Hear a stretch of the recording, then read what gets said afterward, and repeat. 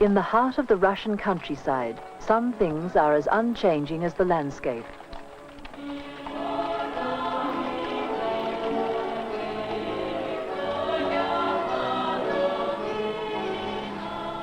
Other things have changed greatly. Most of the grandparents, and maybe even the parents of these Soviet farm workers, could not read or write. Before the revolution in 1917, as many as 70% of the people were illiterate. In rural areas, the figure was up to around 90%. Now, illiteracy is a thing of the past, and all Soviet children are guaranteed free primary and secondary schooling.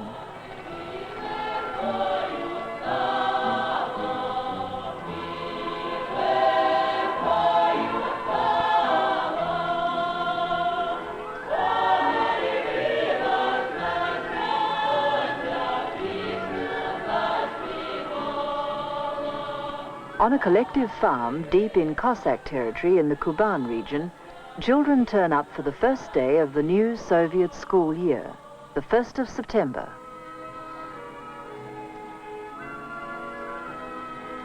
Meanwhile, across the country on another collective farm in Byelorussia, on the western borders of the Soviet Union, 9-year-old Natasha finishes her household chores before going off to begin 3rd grade. While to the south, in the Black Sea holiday resort of Sochi, 13-year-old Volodya gets ready to commence his 7th year of education. His scarf indicates that he's a member of the Young Pioneers, an organization something like our Scouts or Guides, to which almost all Soviet children between 10 and 14 belong, and which plays an important part in their social and political training.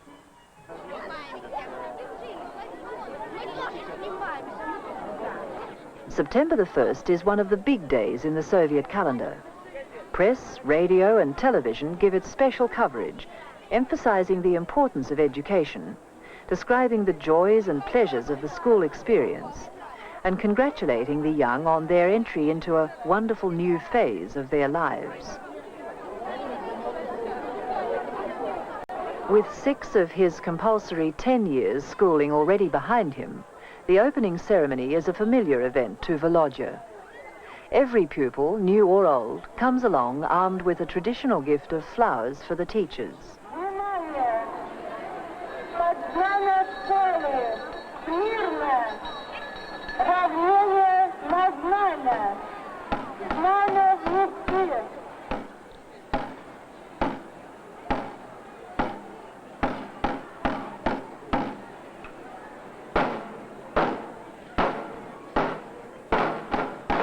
For those commencing school for the first time, there's little of the fear and even terror sometimes experienced by their counterparts in other countries. Soviet schools group all grades together under the one roof and administration, from 7-year-old beginners to those sitting for matriculation at the age of 16 or 17.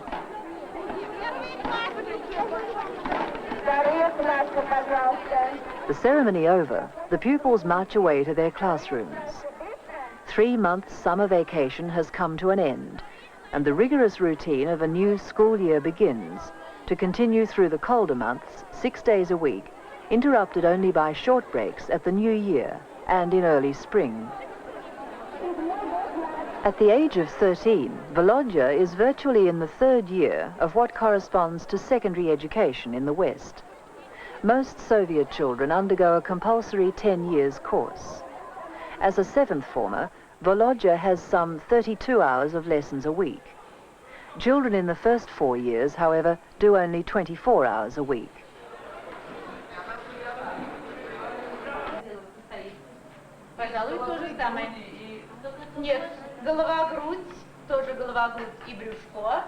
Soviet education has a reputation for being weighted heavily in favor of science and mathematics.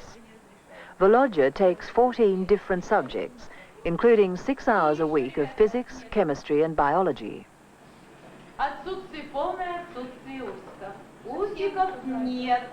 Значит, наличие 5 пар ходильных конечностей. 5 пар ходильных конечностей. Compared with the more relaxed classroom atmosphere in most Western countries, Soviet teaching is extremely formal and old-fashioned.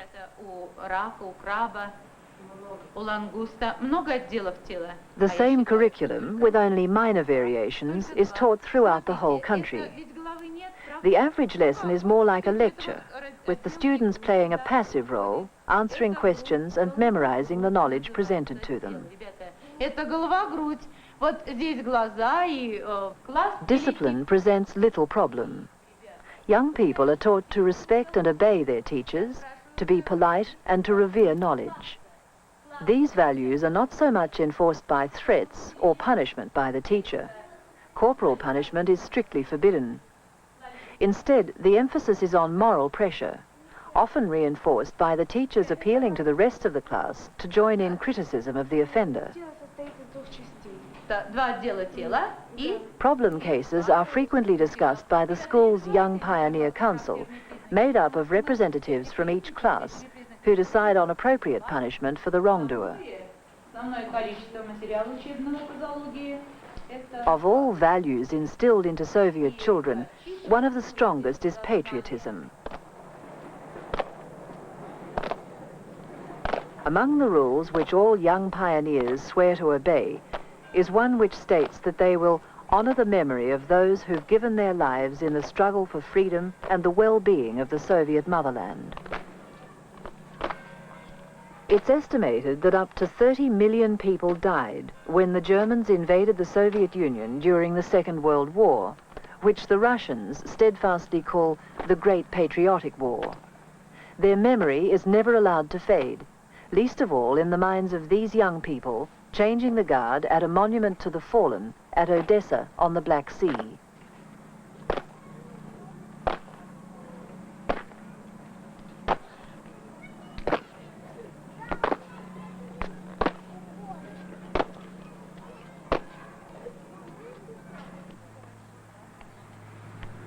To these 4-year-olds arriving at a day nursery on a prosperous collective farm, the war is still an unknown phenomenon.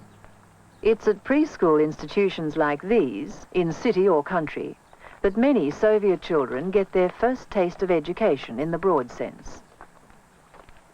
The Soviet Union maintains a wide network of nurseries and kindergartens, some provided by factories, offices and farms, and others run by the Ministry of Public Health. Their main function is to look after the children while their mothers are at work, for over 80% of married women work. Preschool institutions cater for over 10 million children throughout the Soviet Union, but there still aren't enough to satisfy the demand. Nurseries are for very young children between 6 months and about 3 years old. At that age, of course, they don't bother much with formal instruction, but rather with the physical well-being of the youngsters by providing them with healthy surroundings and medical care. Doctors, nurses and trained kitchen personnel are usually on the staff.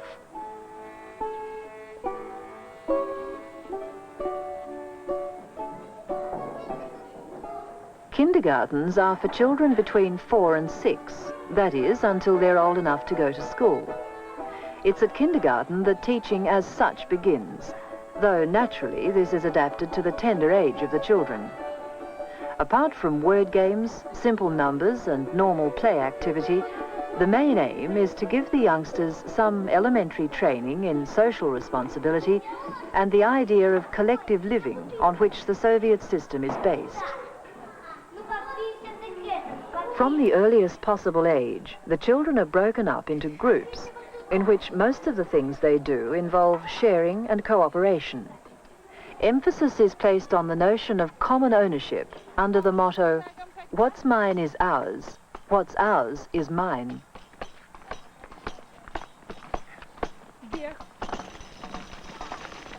Most kindergartens are well equipped to cater for the needs of their charges, whether for learning or relaxation, mostly as a result of financial assistance from the state or the factories or farms to which they may be attached.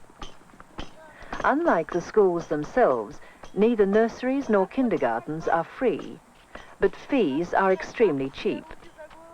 Often, fees are subsidized by trade unions or factories, and some wealthy enterprises may cover all costs.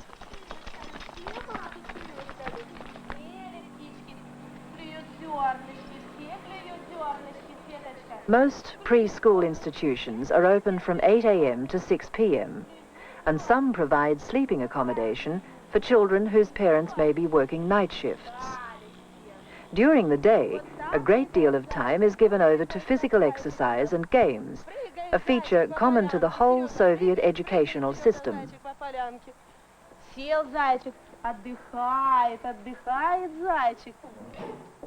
The youngsters are provided with 3 meals a day. The food is healthy and nutritious, though it reflects the peculiarities of the Russian diet adapted over centuries to the cold climate: thick vegetable soups and processed milk foods. Even at meal times, the emphasis on collective responsibility continues. The children sit at tables in the same groups in which they undergo their elementary learning.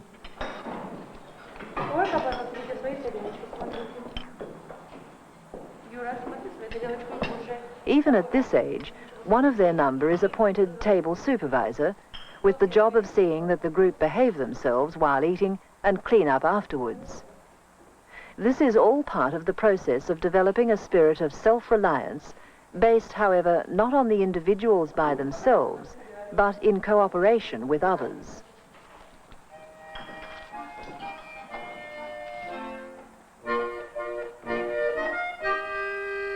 Cultural education also begins early.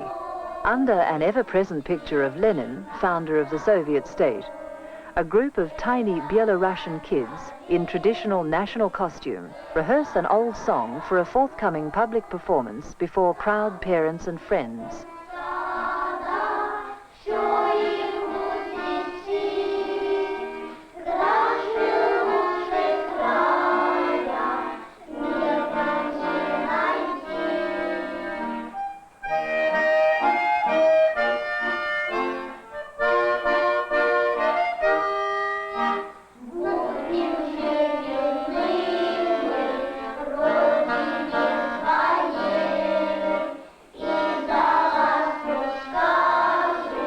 Great store is set in the Soviet Union on culture generally, but the traditional art of the various nationalities and regions gets special emphasis. Like so many other aspects of Soviet life, it becomes a permanent part of a young person's upbringing, both inside and outside school.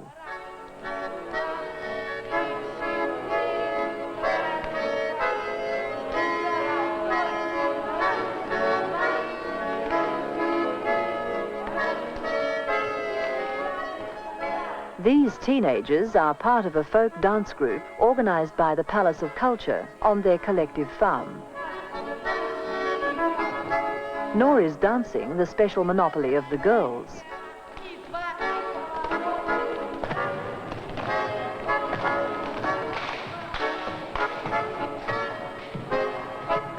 In time, these dance students may graduate to one of the many professional folk song and dance companies, like the Kuban Cossack Choir, a highly honored folk ensemble which has performed with great success abroad.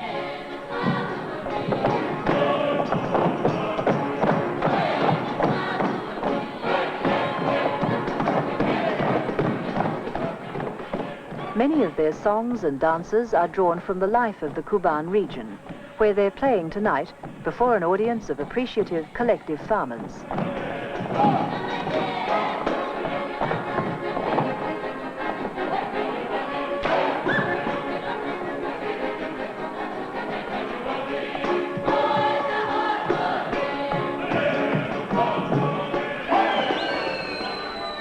Young people with outstanding talent are selected at an early age to attend special schools for the artistically gifted, in music, ballet, or the graphic arts.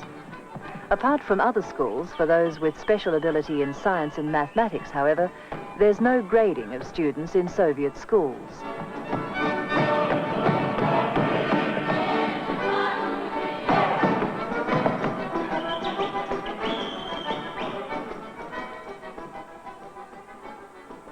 For the moment, however, Natasha has more serious problems on her mind as she tackles her homework before setting off to school.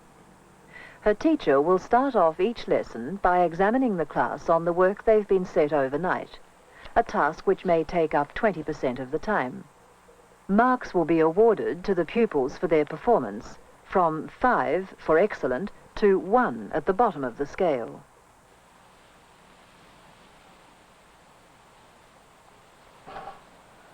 As a 9-year-old third grader, Natasha should normally do only 1 hour's homework each day. But she says she often spends 2 or 3 hours at her desk before being able to go out and play.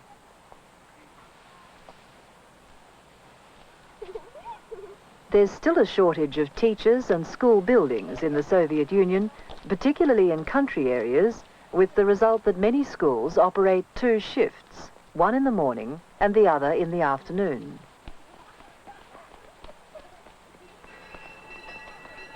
As one shift ends, the other goes in.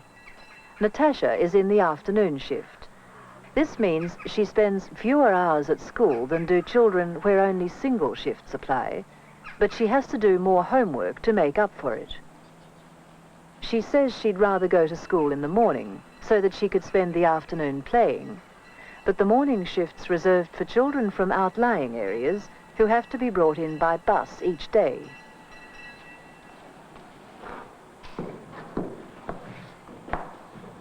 Though some country schools still provide only 8 years of education, Natasha's follows the full 10-year course and the same curriculum as elsewhere in the Soviet Union, with one important variation. Her lessons are conducted in her native language, Belarusian. This is related to Russian and uses the same script, but with significant differences in spelling, vocabulary and grammar. Russian is taught as a compulsory second language.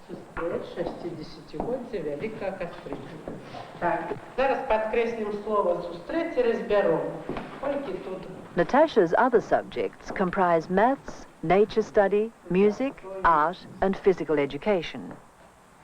She won't start to study history or literature until 4th grade, or any science or geography until the beginning of secondary school in 5th grade. At that stage, too, she'll start to learn a foreign language. London is the capital of the United Kingdom, its political, economic and commercial center. One foreign language is compulsory for all Soviet school children from the 5th grade onwards.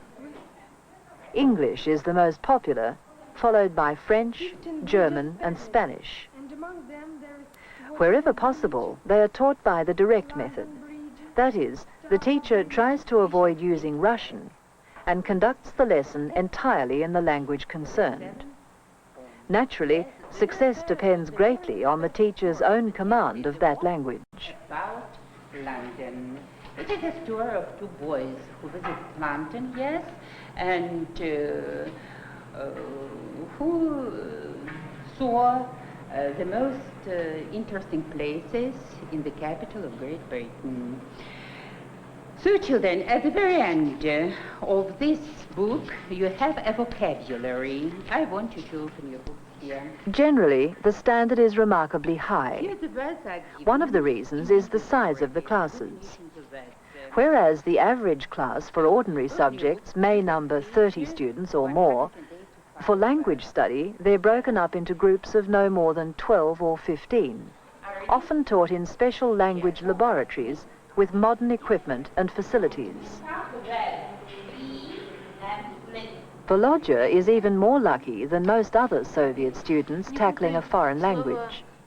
His school at Sochi is no ordinary establishment. It specializes in English, not merely as part of the normal curriculum, but teaching whole subjects in it. So, children, this pen has a point. Yes, it is sharp. It is sharp, yes, all right. And so, I can't write with this pencil because its point is broken. I want you to translate the sentence, you please. Though Volodya may be lucky to have the opportunity to master another language, it also means a heavier workload. Selection standards for such schools are strict, and those who can't keep up the pace are moved back into normal Russian language courses. 4.6. 4.6. 3,2. That's all right. The third meaning is a full stop. or a full point. For example, I have written a sentence and have put a full point at its end here. Yes, right. The next meaning is a position from which something is viewed. The main idea of something. Even high qualifications like language proficiency don't necessarily guarantee high incomes. If anything, Soviet education deliberately tries to prevent academic snobbery.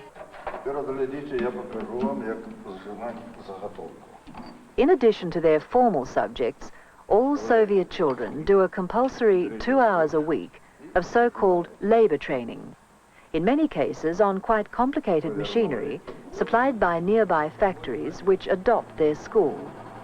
Officially, it's supposed to instill respect for labor, develop skills in handling tools, and give an understanding of production processes. There is also a network of professional technical trade schools which prepare less academically inclined youngsters to take their place in the workforce in a country which is still suffering a severe shortage of skilled factory labor.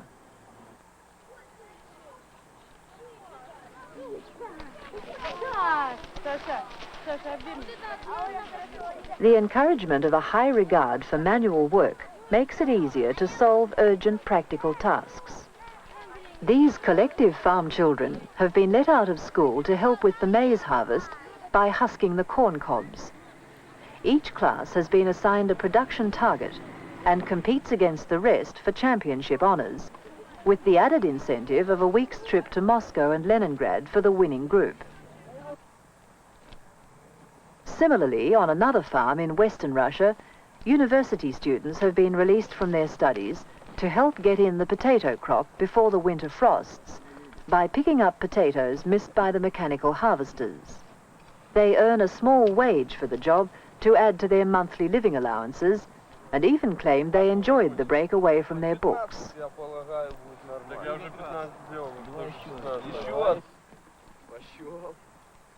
If developing a healthy attitude to work plays an important part in Soviet schooling, so equally does physical education, with the same 2-hour share of the weekly timetable. Again, the emphasis is twofold: on character building, team spirit, and collective activity, and on plain physical fitness.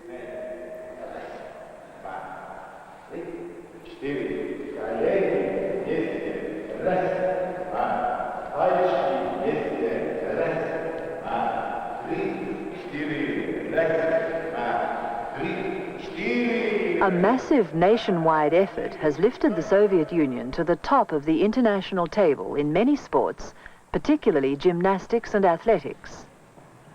Facilities in the schools vary, but most have their own gymnasiums and adequate access to sporting fields. Раньше окончила команда Юнга. 1-0 в пользу команды Юнга.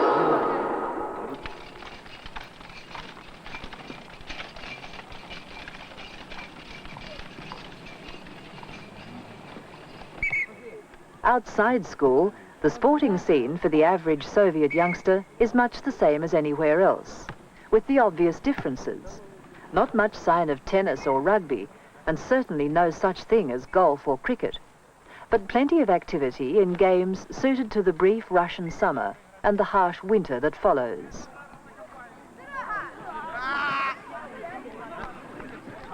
It's often said that children are the privileged class in the Soviet Union. That's something of an exaggeration, of course, but the thoroughness of their education system, despite all those features which may seem strange and even over-regimented to us, enables them to face the future with a growing confidence.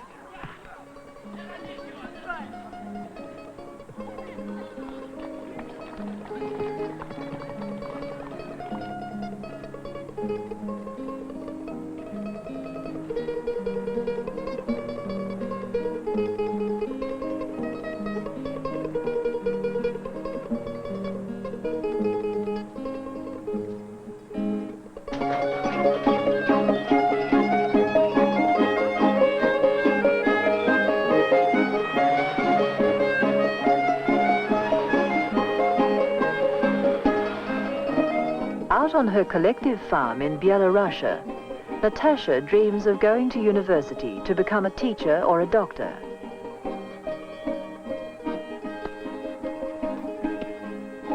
Volodya, going to visit his grandparents in the green belt of cozy old cottages around Sochi on the Black Sea coast, thinks he might put his English to use as an interpreter. Or maybe, he says, he might go on to military academy and become a jet pilot. Who can say at this stage what they might become?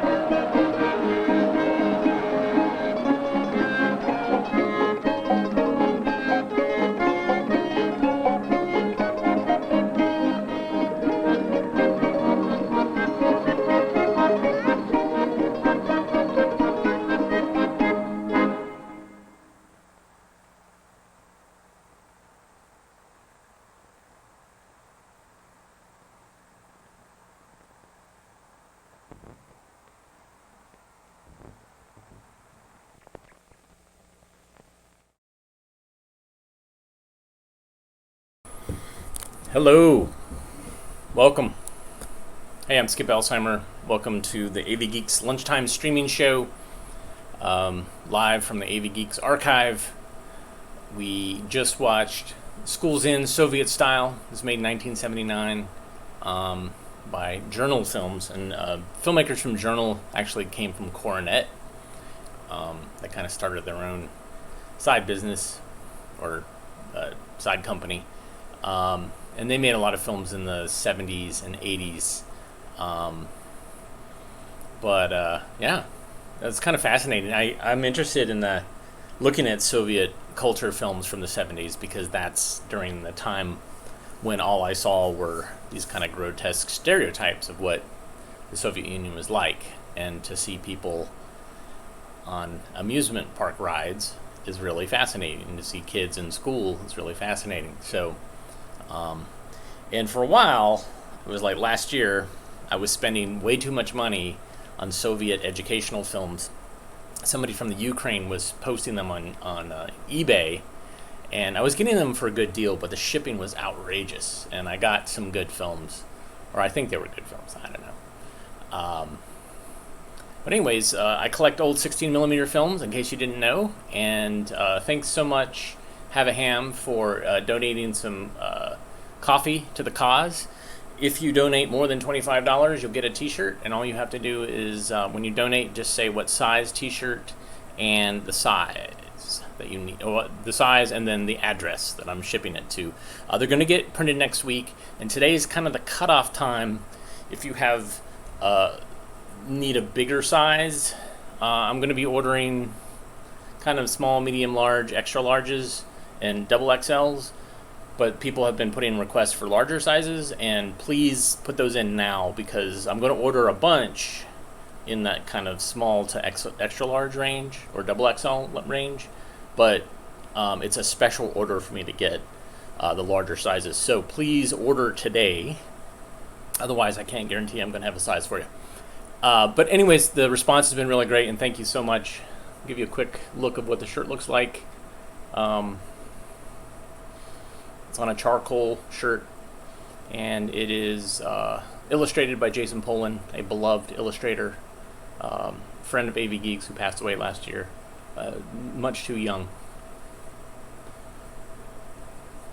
This next film is a sponsored film, and I showed A Trout to Dream About last week or week before last, and it was a very odd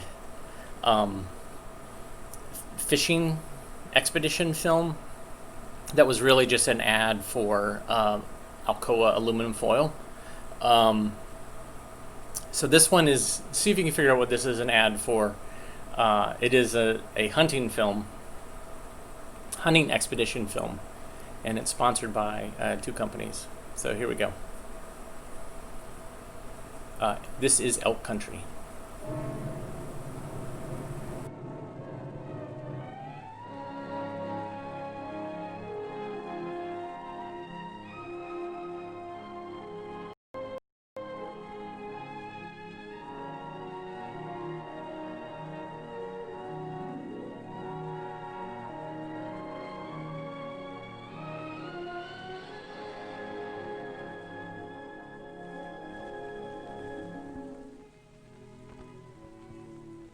So this is elk country. It's big and high. We came to find elk. We did, too. Wasn't always easy, but it was worth it.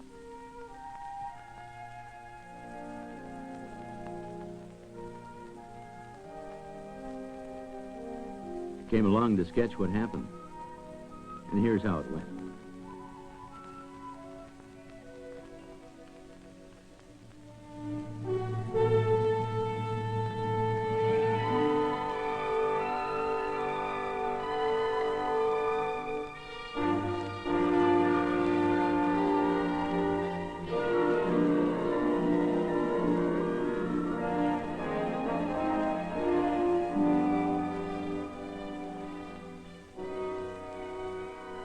The American elk, monarch of the glen, lord of the wilderness, king of the red deer tribe. Once, elk roamed over most of the United States and southern Canada. Now they live only in the high mountain country of the West. Places like the Laramie and Medicine Bow Range, the Bitterroot, Sawtooth, and Salmon River Mountains.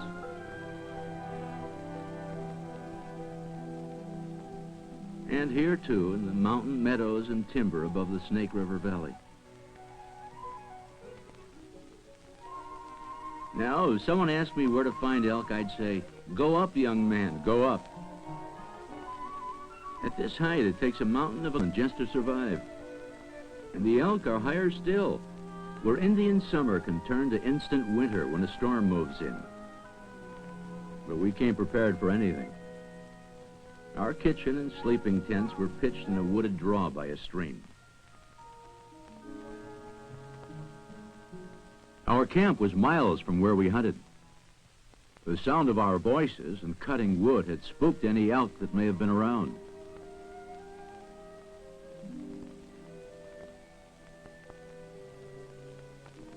In a few hours, our pack train had unfolded into a comfortable camp. All the conveniences of home. Plus a few new wrinkles that would have made the old-timers gawk. I thought I might have had to stop sketching when the sun went down. But with this battery pack and fluorescent light, daytime comes anytime. What a convenience in a mountain camp. Portable power for the 100 little things that need doing after dark.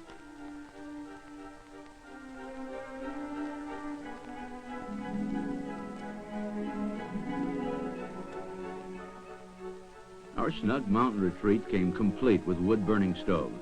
Up here, appetites come early and last all day. Old habits died hard, too. Like shaving. And washing became a test of courage. Others just laughed and scratched. That snow-melt water is about 35 degrees. Makes cheeks look like strawberry jam. After scouting the draws and meadows where the elk were, we got down to business. This .338 Magnum rifle should get the job done. With a 250 grain bullet, it's effective up to 300 yards or more, depending on where the hunter puts them. Now we're in for more climbing. The horses ease the load, and they'll carry the elk back if we're lucky.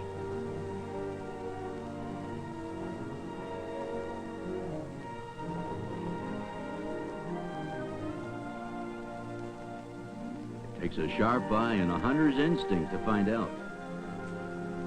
And a lot of waiting. Suddenly, it looked like our patience had paid off. Elk moving down in the draw. No, just western deer. We'd have taken them, but the stalk might have run off our real quarry, elk. Once more, science came to our aid. The real thing, elk spotted for sure. They were moving out fast. Faster than we could get into position for a shot.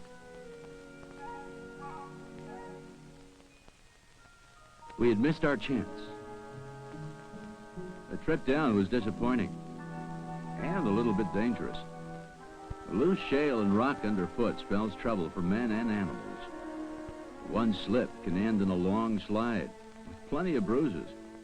And even a broken bone is a bad part of the bargain.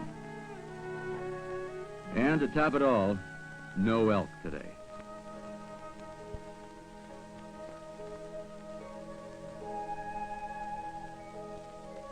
It's a good thing we brought extra pancake mix along.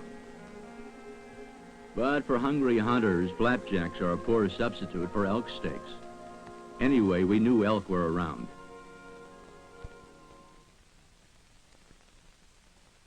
This helped raise spirits. A hunter from another camp had scored on a nice 5-pointer. What a beauty. He said it had come by his stand going like 60, and he took him on a 90-yard running shot. Could have been the one we saw. Well, maybe tomorrow. Looked like a good time to play Rip Van Winkle. But my rambunctious friends had other ideas for me.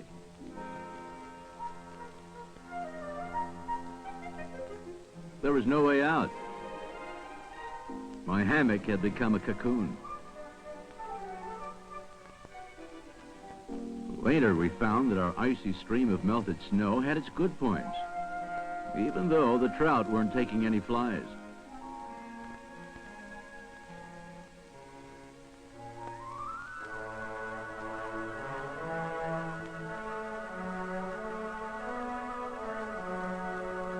No wonder the fish weren't biting. A whale had scared them off. Sometimes hunting elk is just plain hard work. There's wood to be cut, grub cooked, and the traditional woman's work, washing dishes. But the fun followed. Nothing can top a warm fire, good friends, and talk of the day's hunt.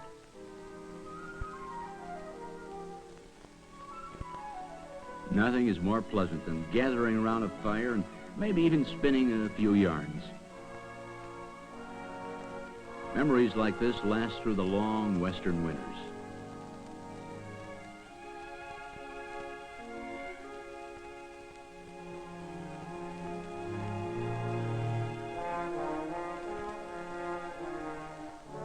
All this talk of hunting elk made me wonder how it had been when the Indians hunted here. And what a hunt it must have been. A bull elk can stand as high as a horse and weigh 1,000 pounds. With great skill and patience for the Indian to make a kill. Carefully tracking, stopping behind every rise and inching forward to within bow range. Might be on the trail for a day or more and no guarantee of success, as we found out.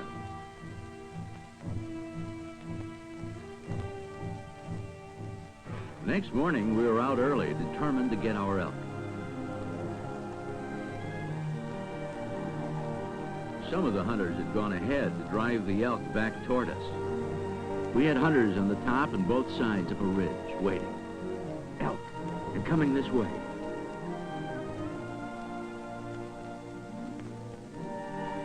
And when they're running, elk blend with the brush. But here it comes, over, down, then back up.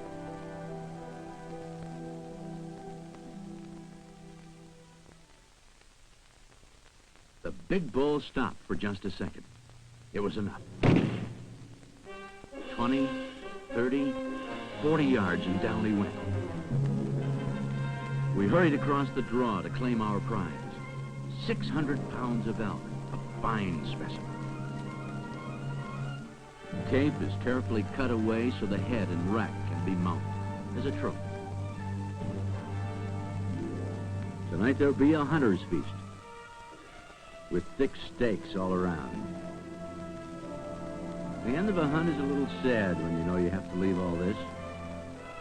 But the mountains will be here next year when it's time to hunt elk again.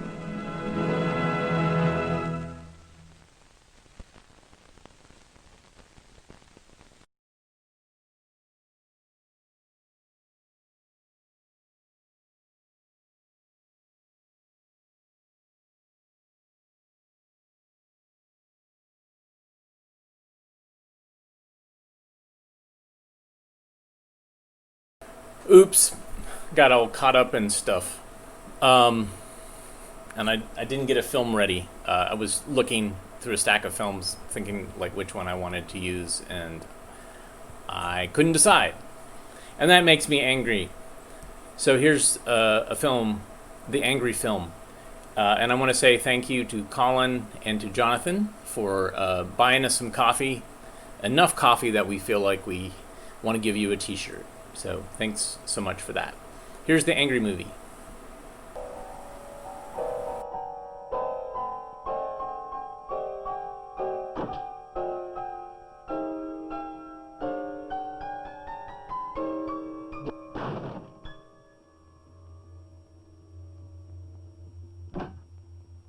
I'm so mad.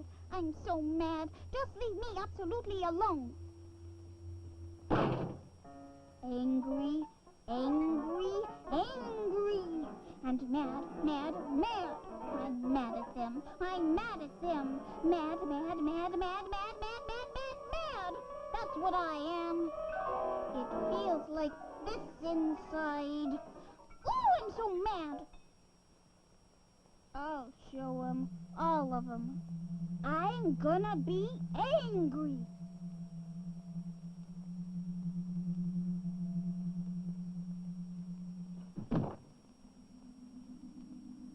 Mom is dumb. Daddy's dumb, too. He's stupid. And he's never home. He's always working. And Grandpa's dumb. Pretty dumb. And the candy man. Karen's a brat. I hate her. Susan, too. I hate them. Karen most of all.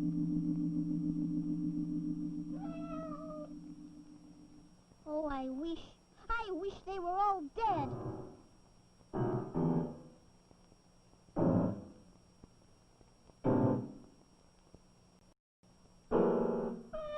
Oh, not you, Kitty. You're the only good person in the whole world. I only hate them. The sun's out. I hate the sun. Be quiet, you stupid birds. Stop screaming. You're just like grown-ups. You're so busy all the time. Busy, busy, busy. I hate you.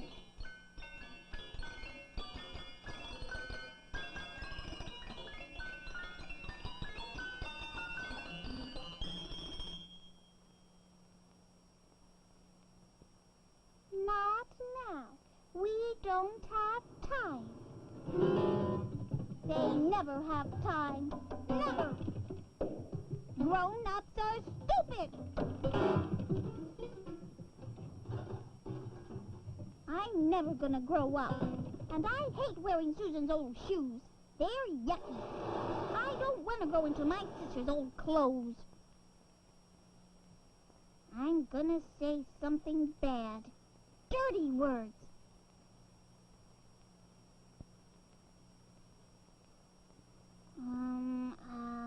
Mudface. Stinkpot. Cooked vegetables. Dumbhead. Oh, they don't help. Besides, I hate dirty words. Poor Kitty. You're never gonna see Karen again. Because I'm never gonna play with her again. Never, ever.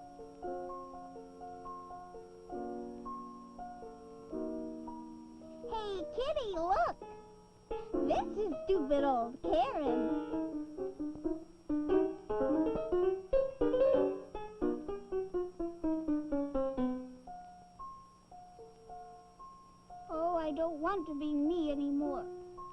likes me anymore. I want to be somebody else. I won't hurt you, Kitty. Don't be scared of me.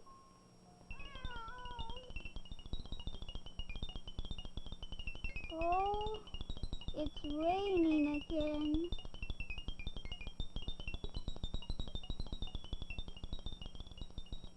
I won't be anyone. I won't be anyone at all. Ever. Darling, telephone. I'm not darling. Angel, are you unhappy about something? I'm not Angel, and I'm not unhappy.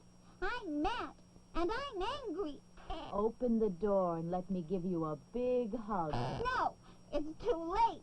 It's too late. It's Karen. She wants to talk to you. Karen? Hello, Karen.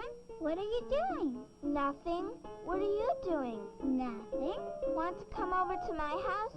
We could play something. You want to come? Okay. I'll be right over.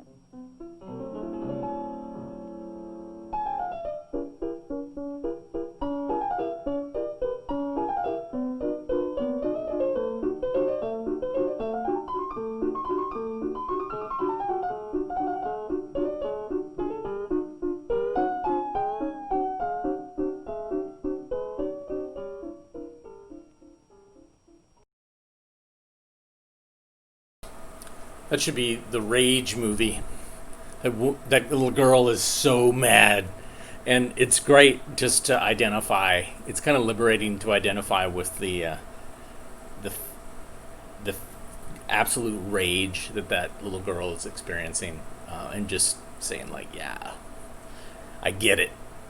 I totally am there with you. And she draws on her face.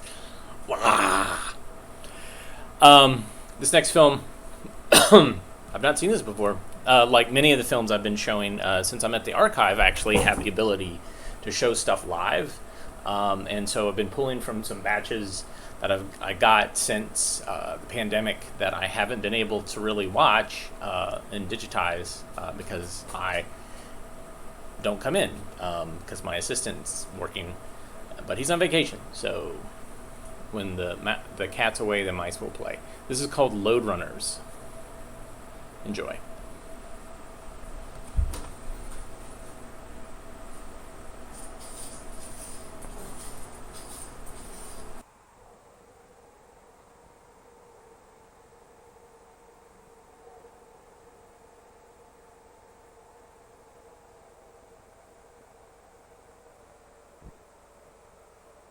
Runners, idle rollers, C2016, A negative 235.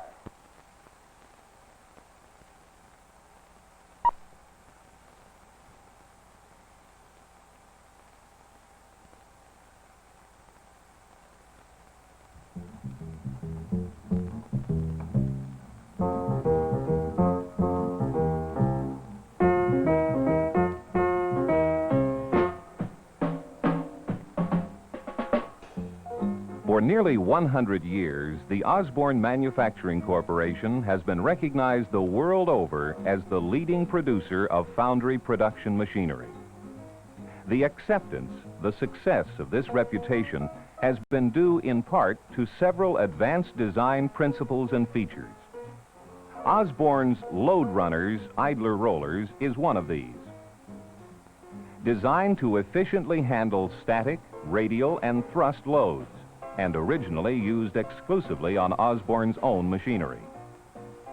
Equipment demanded idler rollers that provide long, trouble-free service without constant maintenance attention, whatever the conditions. Speeds, loads, contaminants, heat, cold, a never-ending series of problems. In 1970, a technical news release announced that Osborne Load Runners idler rollers were being made available to all industries.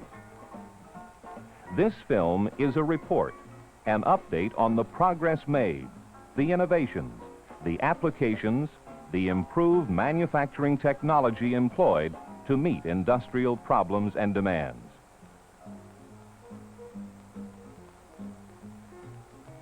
Particularly appealing to design engineers and plant maintenance personnel is the availability of Osborne Load Runners idler rollers in 4 different tread configurations: plain, flanged, V-grooved, and U-grooved.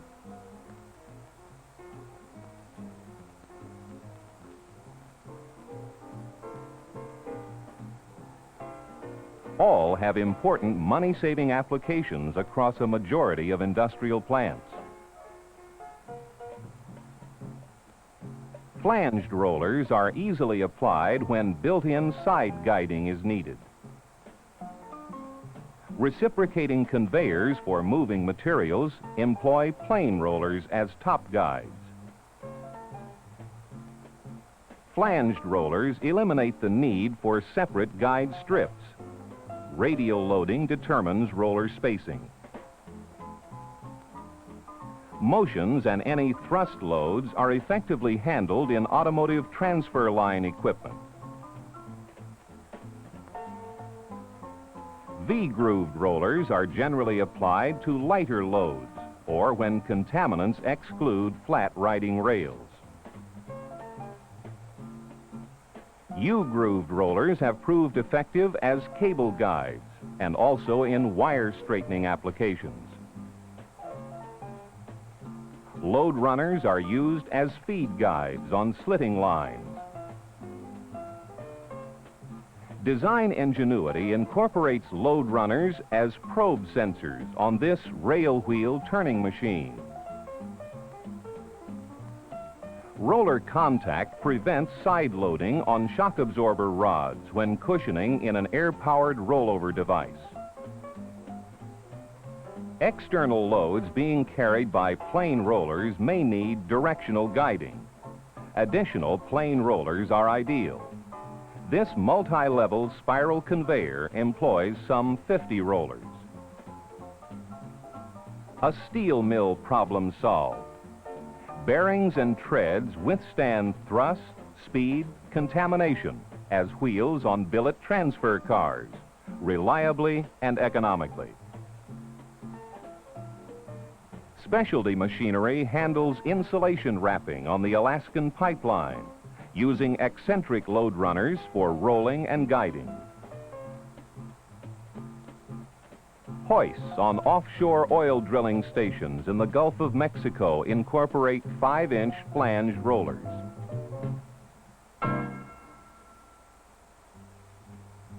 The key, the secret to dimensional accuracy, uniformity, consistency, and interchangeability does not just happen. It is intentional and controlled. It begins when the raw material and numerically controlled machinery meet for the first time. The steel, in this case, 52-100 electric furnace bearing quality. A wide selection of tread diameters ranging from 1.5 to 8 inches meet most industrial requirements. Smooth running and wear-resistant properties are established by later case-hardening treads to 55-60 Rockwell C while still retaining a tough inner core. The manufacturing techniques employed by Osborne testify to a commitment to machine designers, engineers, and maintenance superintendents that dimensional accuracy, uniformity, and interchangeability are essential. Other numerically controlled automatics contribute the sturdy studs, diameters from 5/8 to 2.5 inches, all to high tensile and shear strength specs. Everything is controlled for consistency: threading, hex socket broaching, surface finish.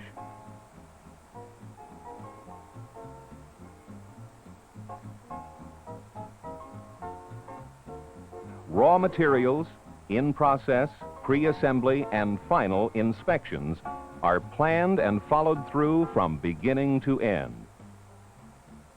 It all means money-saving and problem-solving results for industrial users in a gigantic power transmission market. Anti-friction bearings, carefully analyzed and selected to handle thrust and radial loads that exclude contaminants.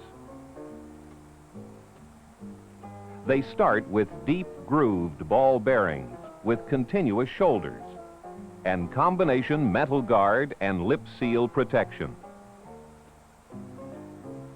Larger sizes incorporate tapered roller bearings for additional load carrying capacity. Double lip seals retain lubrication and protect races from foreign matter. This is where it all comes together: treads, studs, and bearings, precisely assembled using locating fixtures.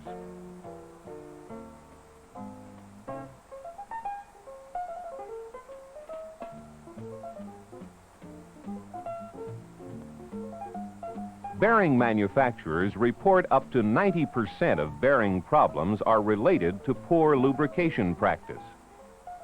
Bearing sets are lubricated with the proper grade and type of grease. A controlled fill assures that the bearing will meet its B10 life rating.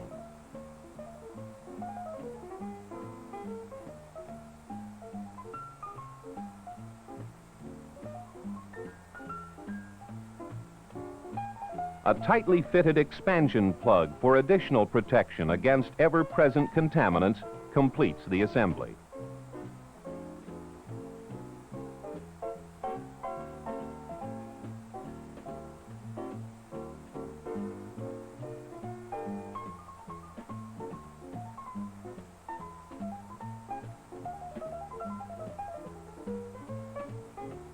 Design engineers, plant engineers, maintenance superintendents, power transmission, and bearing distributors need idler rollers to endure and excel in a never-ending set of adverse operating conditions.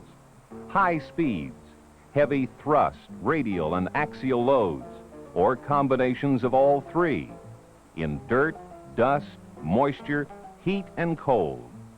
Conditions that do exist and demand maintenance time for cleaning and lubricating. They plague industry everywhere. The total understanding of these factors reinforces Osborne's dedication to the innovative engineering and manufacturing that has already built a better roller.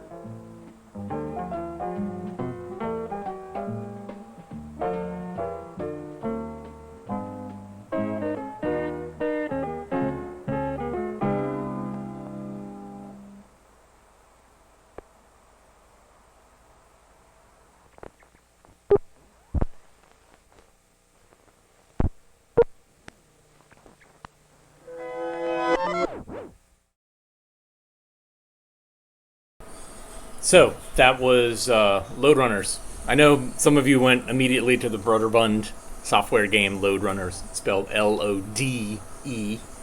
Man, I love films like this. Niche, assembly line-ish stuff.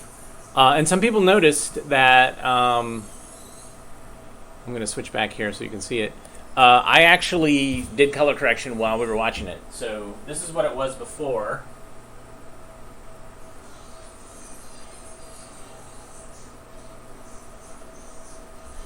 And so I adjusted the LED and the camera settings so that I was basically, I looked at a vector scope and I was seeing where the color was mapped, and I was able to kind of adjust it and get it to be in the right range. So that's what we do. That is what we do. This next film is, I've been wanting to show this for a while. This was made by Highway Safety Films, which was a company that was based in Mansfield, Ohio. And it was started by a guy who basically was showing up at traffic accidents and taking photos of the accidents, and then made a slideshow about the dangers of driving, and basically trying to convince drivers to heed the rules of the road, and showing the results of what would happen if you didn't. That person then shot motion pictures and built a little mini industry of showing really gory driver's ed films, including Signal 30, Wheels of Tragedy, Mechanized Death. Not Red Asphalt, that was California.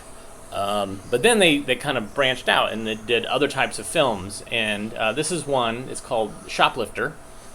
And it's for people who work in law enforcement and security and that work at stores.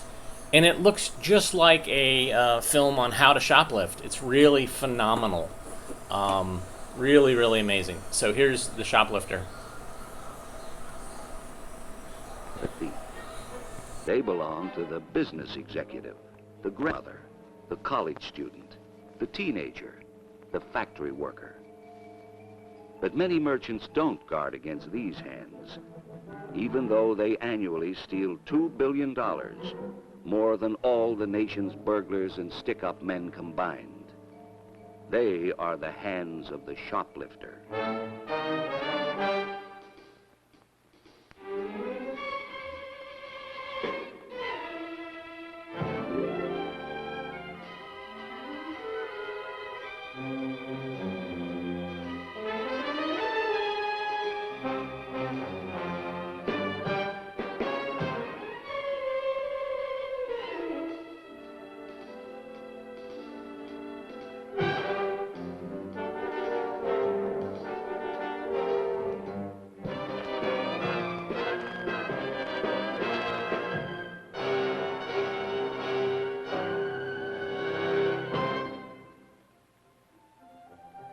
Excuse me, your business is selling merchandise, right? Yes, it is. That's right. Yes, and merchandising is the way to do it. Appealing displays, easy to serve oneself, and make them want it. Unfortunately, many customers take this serve yourself too literally. And about 1 of every 60 customers entering your store will want it so badly, they will attempt to steal it. The shoplifter knows the hand is quicker than the eye of an unobservant salesperson. It's the hands that do the stealing. The amateur shoplifter may steal because she can't resist an opportunity to get something for nothing, because of need, for the thrill of it, for luxuries, for psychological reasons. Shoplifters come from all economic levels.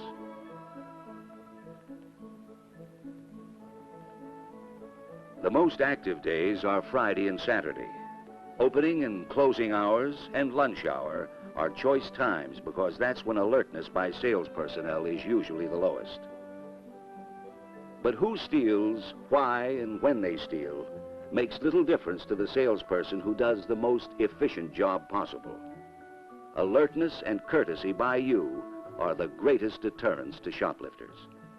And it goes without saying that protecting your store's profits enhances your opportunity for salary increases.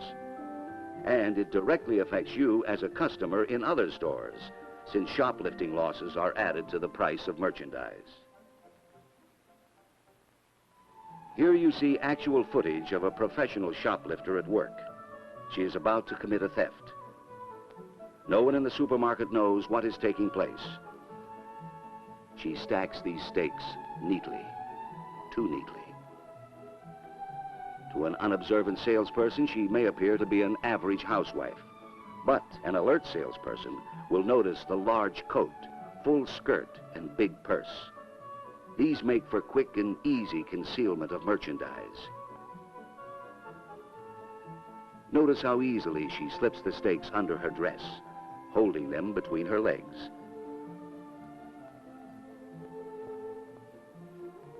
This is one of the many methods of boosting, the professional term for shoplifting.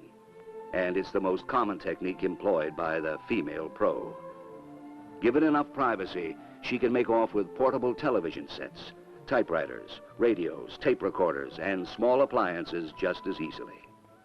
She can steal items weighing as much as 25 pounds. She buys 1 or 2 inexpensive items to cover her presence in the store. It is folly for retail merchants to attempt to cut selling and operating costs by reducing the number of sales personnel. An adequate sales force ensures good customer service and is far less expensive than losses to shoplifters. What this shoplifter can steal in seconds will more than pay the daily wage of a good salesperson. By stealing cartons of cigarettes, this professional can easily earn $100 a day. She earns as much or more when working drugstores, clothing stores, hardware or discount stores. This woman represents a growing number of shoplifters who are taking advantage of the self-service store. The removal of barriers between goods and customers and the improved display techniques which are psychologically designed to increase buying. Although the professional makes up only about 10% of those stealing from you, the dollar value of what they steal far exceeds that of the amateur shoplifter. Pros usually steal expensive items, later selling them for about half the retail price. The security chief of one large department store believes one professional shoplifter is more costly than 100 amateurs, while some store managers claim the small but frequent theft of the amateur is their greatest loss. Smaller stores can't afford security personnel, and boosters know it. They are also quick to recognize sales personnel working on commission, because a stall will usually send them scurrying to a hotter sales prospect.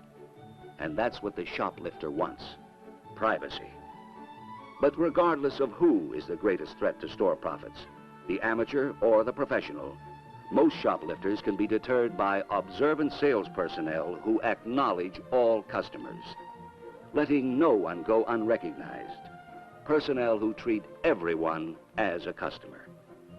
This professional will be the first to admit that the presence of an observant, alert salesperson would have sent her away empty-handed.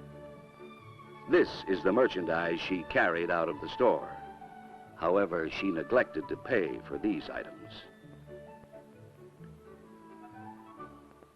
The average housewife does about 90% of her family shopping and more than 85% of the nation's shoplifting. She is a typical amateur shoplifter. She may feel your store owes her something, that such a small item won't be missed. Her purchase came to $13.50. Most supermarkets operate on a very low profit margin. The theft of a 99-cent item represents a substantial loss based on what this housewife purchased. And she'll probably be back tomorrow or the next day. Don't allow empty cartons to accumulate in the front of your store.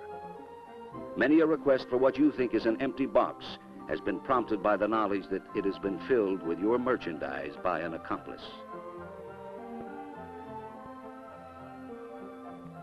Men also pull this trick, stuffing meat, cigarettes, or other items down their trousers and covering it with their shirt. Placing tags inside the wrapping can eliminate much of this.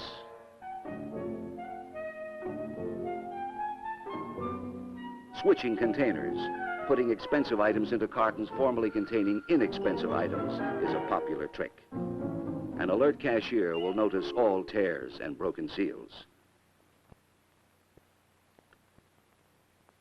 It's easy to slip items under her knitting. Beware of customers bringing bags, boxes, or any large container into your store. No, these slacks weren't exactly what she wanted. The green ones are. Use the check system. Make sure everything is returned. This woman gambles that a bag from another store will not be searched.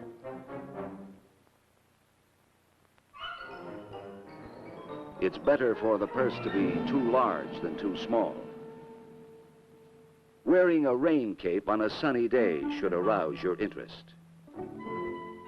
Some shoplifters don't always hide their thefts. They merely exchange their old for your new. Here's a happy customer, happy that the clerk wasn't alert, didn't check inside the cooler. Unpackaged clothing should always be checked. One clerk didn't take the time. Switching pinned-on tags and tied tags gets this shopper a $25 coat for $13. Knowing your merchandise will curb this theft technique.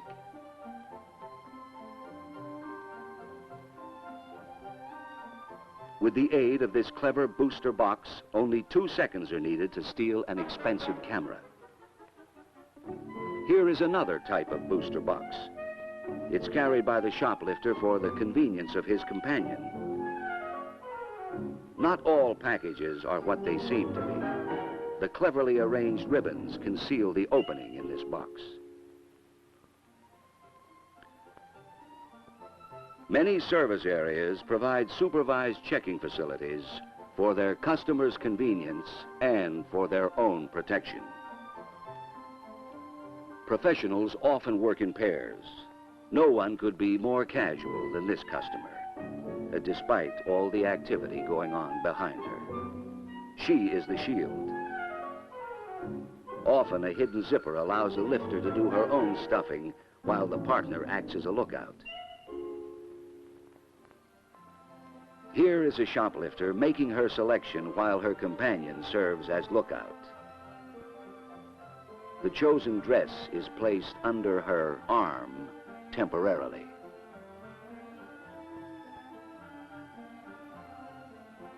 She doesn't plan to carry it out. She'll wear it.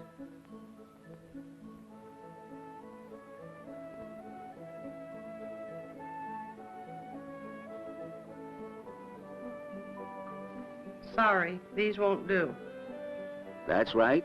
She's wearing the stolen dress under her own.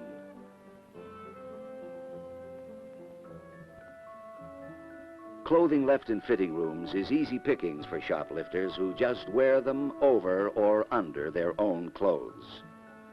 Check fitting rooms frequently for merchandise left inside. This man appears interested in a suit. His companion is even more interested. Female boosters can take 3 or 4 suits, including hangers, in one motion, holding them between their legs with comparative ease. Sometimes a partner will enter the store first, select the suits to be stolen, and put them on the end of the rack for easy identification by the confederate who will do the stealing. If a professional shoplifter can get an item between her legs without you seeing that item, she can steal it. This method can be used in any store to steal almost any item. Articles displayed on the counter's edge are easily stolen. An observant sales clerk would notice the clothing difference between mother and child, raincoat and sunsuit.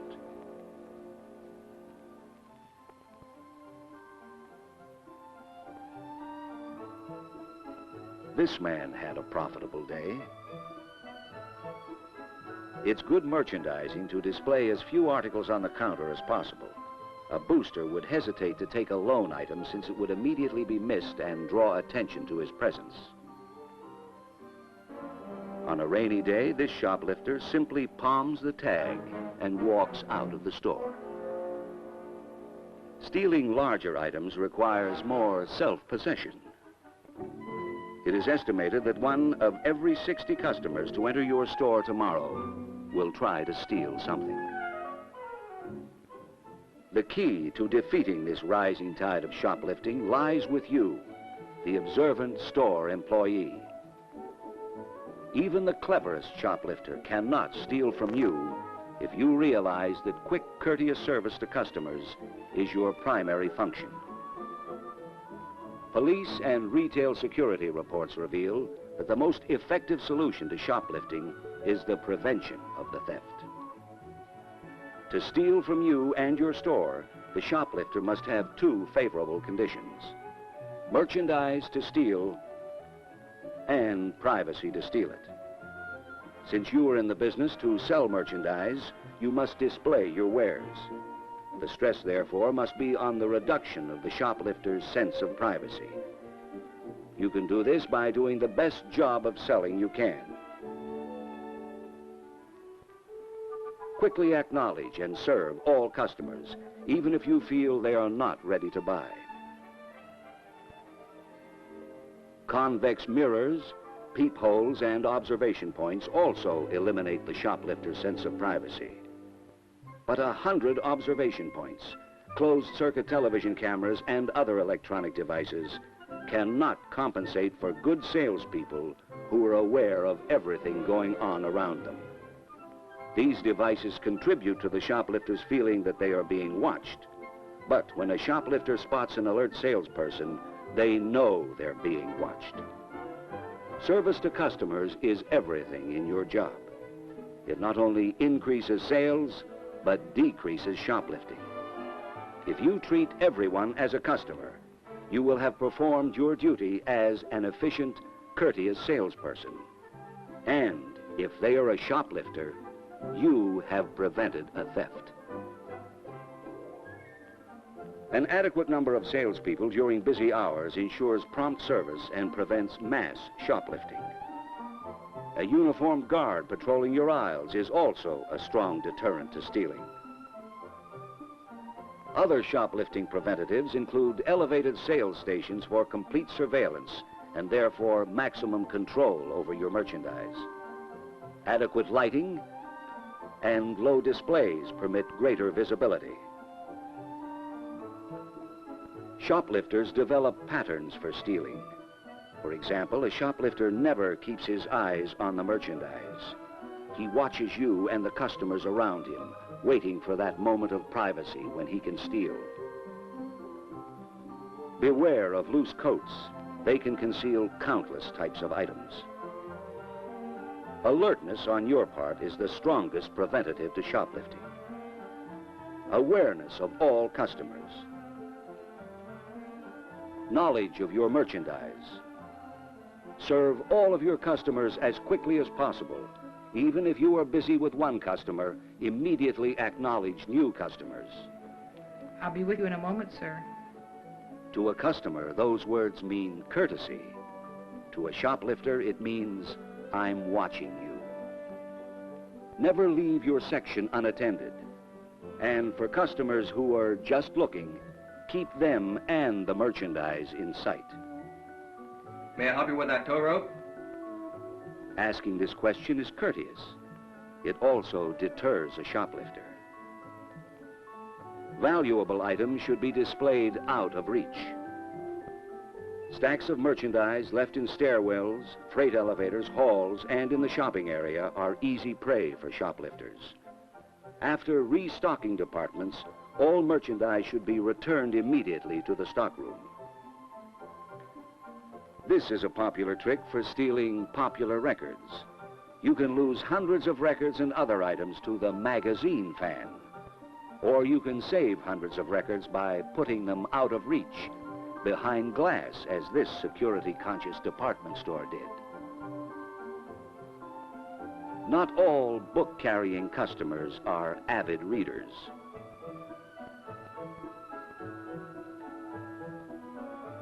A shoplifter has struck. Don't allow empty hangers on racks. You're here to sell things, not to get personal. Someone ought to teach you your manners. I'm going to report you to the manager. Any distraction that draws off the sales clerk may offer an opportunity for a new shoplifter to be created. If you see someone take something, the best policy is usually to make no attempt to apprehend the suspect or accuse them of shoplifting. Get a physical description, their outstanding characteristics, their dress. If possible, keep the suspect in view while notifying your superior. Your obligation may end with getting an accurate physical description and alerting your designated authority, depending upon your store's policy. You, the salesperson, by being alert, observant, courteous, and devote yourself to doing the best sales job you can.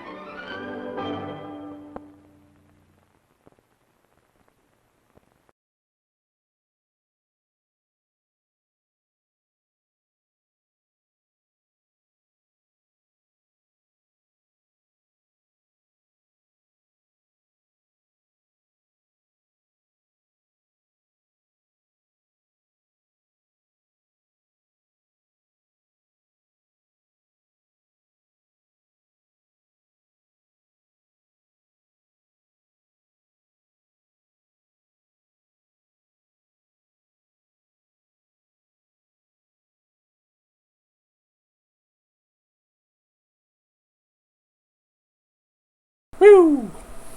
So, as I've mentioned earlier in the week, the fact that I'm at the archive means that I have multiple workstations working on different things. So I'm digitizing some old U-matic tapes, 3/4 inch tapes, which are having horrible sticky shed, where basically the oxide is just coming off the tape and clogging the head, so I have to like repeatedly clean. I need to mute that over there, but I'm just going to keep talking, so here we go. Let's see. I've got a bunch of commercials I'd love to show you. It's going to run longer than 2 o'clock, but let's go for it. Woo! Enjoy. So these are made by the same company that made the Movie Makers. It's the company Movie Makers. They made Lode Runner and some other things. So here we go.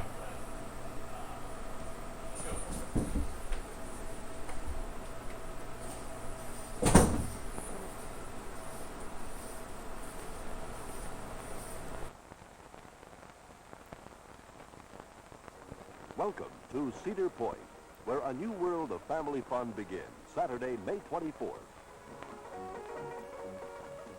On the beautiful, gigantic funway, there are more than 150 thrilling rides and attractions for kids from 6 to 60.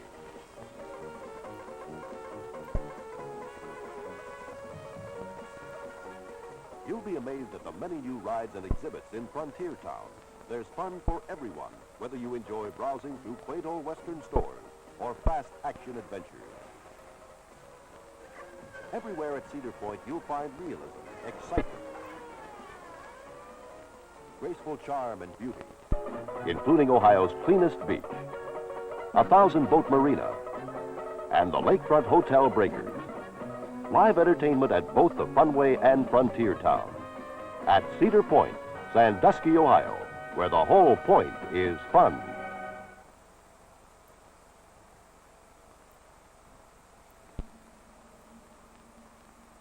Cedar Point Fun is a new twist.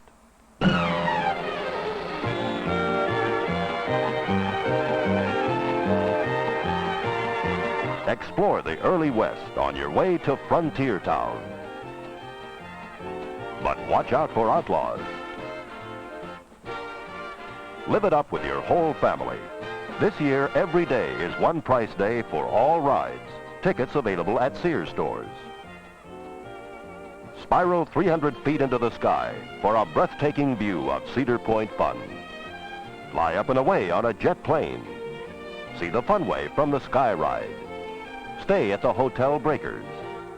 Swim at the famous mile-long beach. Dock your boat at the huge marina. Cedar Point Fun, including new free variety shows, begins May 25th, Sandusky, Ohio. And you're invited.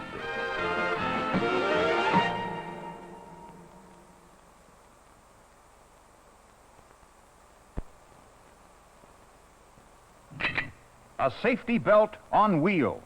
The belted GTW. The longest mileage, high-performance highway tire we've ever put on wheels. The belted GTW is a great new tire stacked with extra features. Built to take punishment and dish out extra thousands of trouble-free miles. Famous, deep, dual-action tread design for quick, safe stop-and-go traction.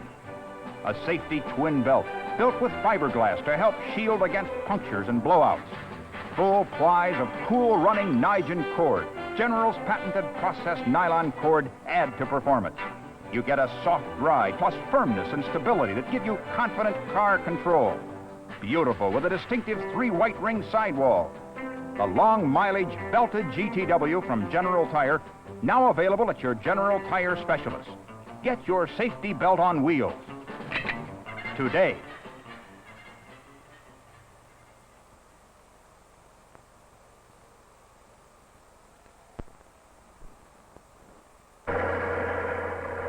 This is the story of a tank truck express they call the Big O.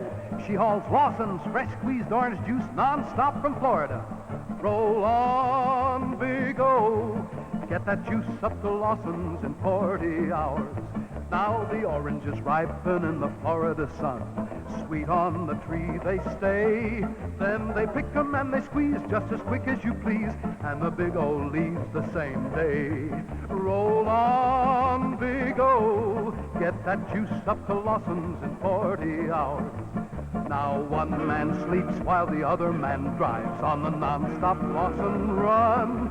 And the cold, cold juice in the tank truck caboose stays as fresh as the Florida sun. Roll on, Big O, get that juice up to Lawson's in 40 hours. Get that juice up to Lawson's in 40 hours. Get that juice up to Lawson's in 40 hours.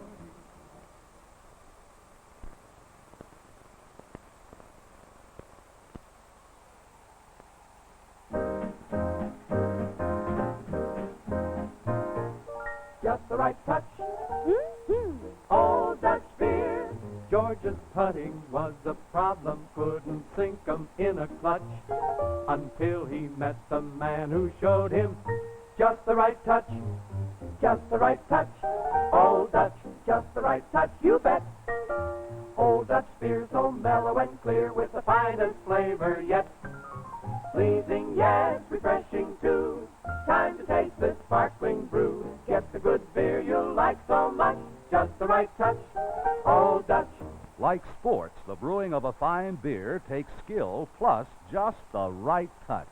That's why Old Dutch beer has been the champion for flavor since 1894 and is still winning more new friends every day. Get the good beer you like so much. Just the right touch. Old Dutch.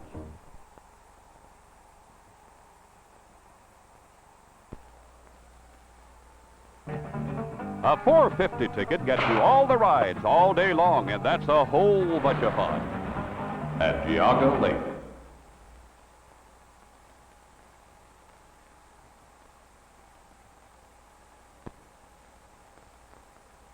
How much fun can $4.50 buy? Well, a $4.50 ticket gets you all the rides all day long, and that's a whole bunch of fun at Geauga Lake. There's plenty of action and new attractions like the antique cars and carved-out logs at Geauga Lake. You'll dig the big ditch. It's animated fun. Settlers, squatters, gamblers on the run at Geauga Lake.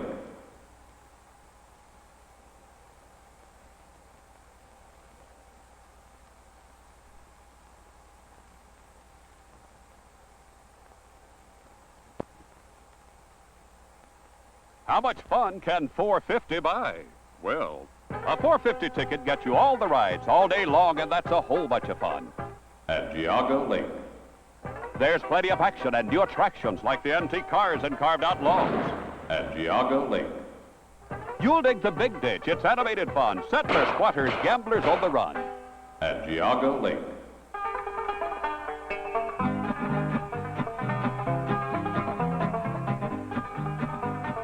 We've got the rides for kids of all stages, from tiny tots to the golden ages. There's 46 rides, and that means fun. With a one-price ticket, it's just begun. There's all kinds of games and new things to treat, like spaghetti and pizza that's ready to eat. So when it comes to fun, there's no better way for a family outing or a summer day at Geauga Lake.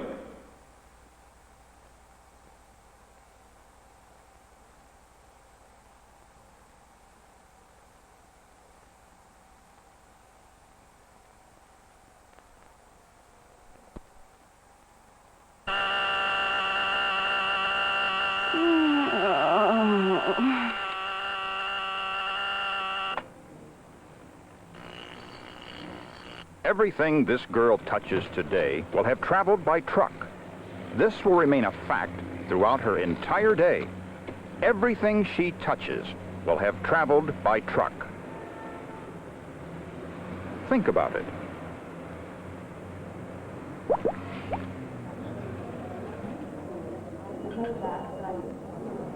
General Tire salutes the American trucking industry.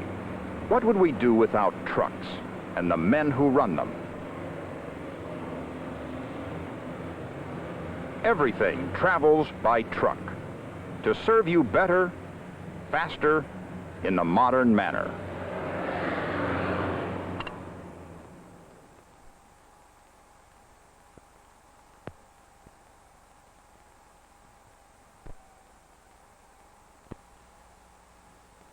This is the plunger energy test, part of the never-ending quality control at General Tire. The tire, our Jet Air 3, budget priced for real economy, built with a strong 4-ply body and a sure-footed dual-tread design. You get General's long-mileage Duragen tread rubber, too, all at this low price. A real value when you remember these are General Tires. See your General Tire specialist today. Sooner or later, you'll own Generals.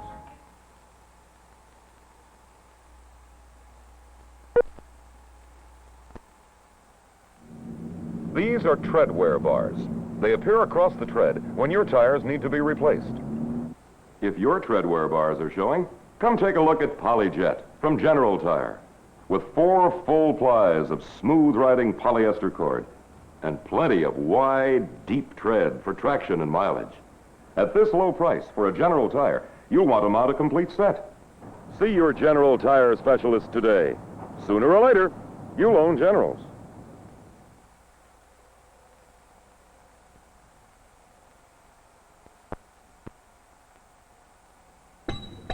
This is General's new dual steel radial with dual steel belts under the tread. They were the first polyester and steel radials delivered to Detroit for new cars. Built and tested to deliver 40,000 miles. General Tire gives you mile upon mile of steel protection for your family. Remember the Steel Generals, new dual steel radial tires from General Tire.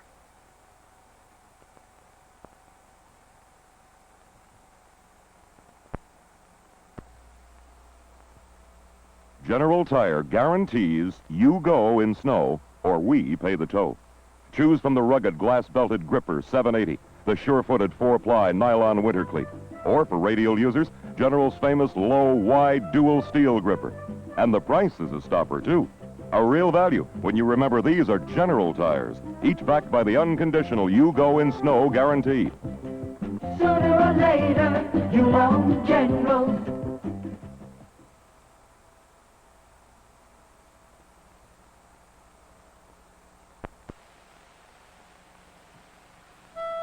You'd like Medina, Ohio. Lots of kids, a good spot to raise a family. A place you can relax in. A town with roots and community pride. Thanks to trucks, it's a busy place and growing every day. In fact, over 90% of all goods delivered to or from Medina are shipped by truck. Stores are doing a good business. Grain is being delivered to market. Milk is being picked up. Today, there are more than 21 million trucks on our roads, doing everything, touching everywhere, keeping America moving. This reminder from General Tire.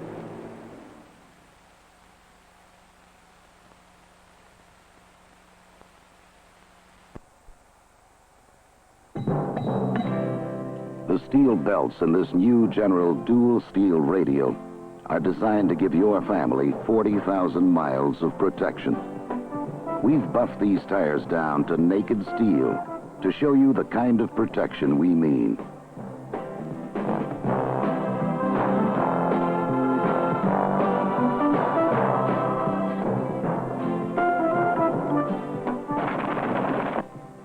It's one of the reasons General was first to deliver polyester and steel radials for Detroit's new cars. Remember, General built and tested these tires to provide 40,000 miles of protection for you and your family. Dual steel radials from General Tire. Sooner or later, you'll own Generals.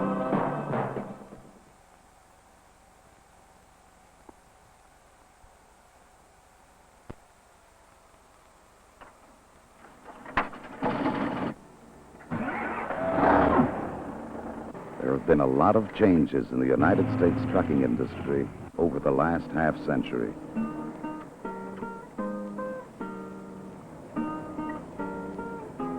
Back in 1918, there were 500,000 trucks on the roads and back roads of America.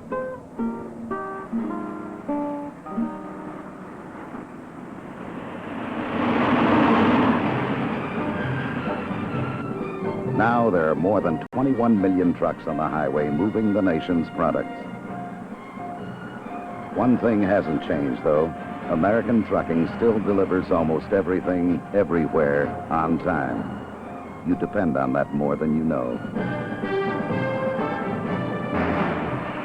This reminder from General Tire.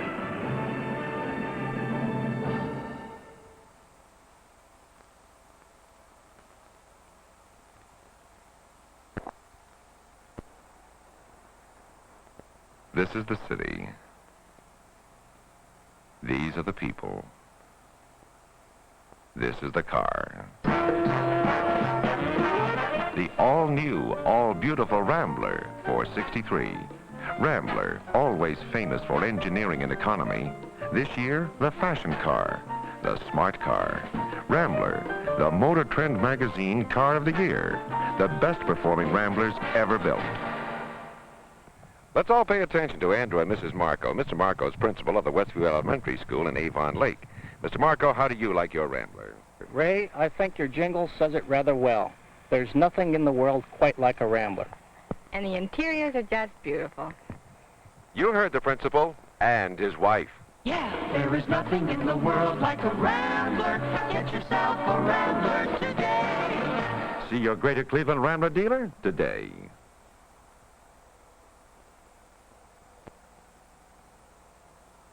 This is the city. These are the people. This is the car. The all-new, all-beautiful Rambler 463. Rambler, always famous for engineering and economy. This year, the fashion car, the smart car. Rambler, the Motor Trend magazine car of the year. The best performing Ramblers ever built. Let's meet Bud Schroeder, who just bought an entire fleet of Ramblers for his Cleveland driving school. How come, Mr. Schroeder? Ray, we needed economical, low maintenance, easy to handle cars. Rambler? Rambler. Yeah, there is nothing in the world like a Rambler. Get yourself a Rambler today. See your Greater Cleveland Rambler dealer today.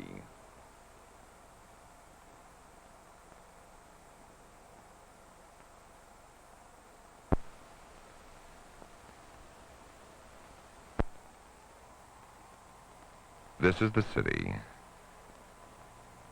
These are the people. This is the car. The all-new, all-beautiful Rambler 463. Rambler, always famous for engineering and economy. This year, the fashion car, the smart car. Rambler, the Motor Trend magazine car of the year. The best performing Ramblers ever built.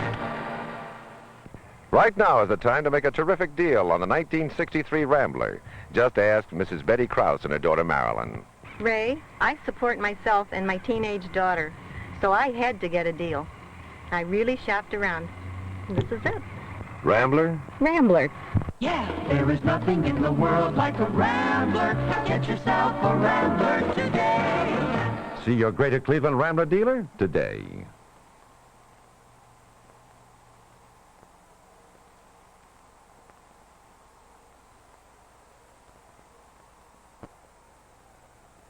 This is the city. These are the people. This is the car.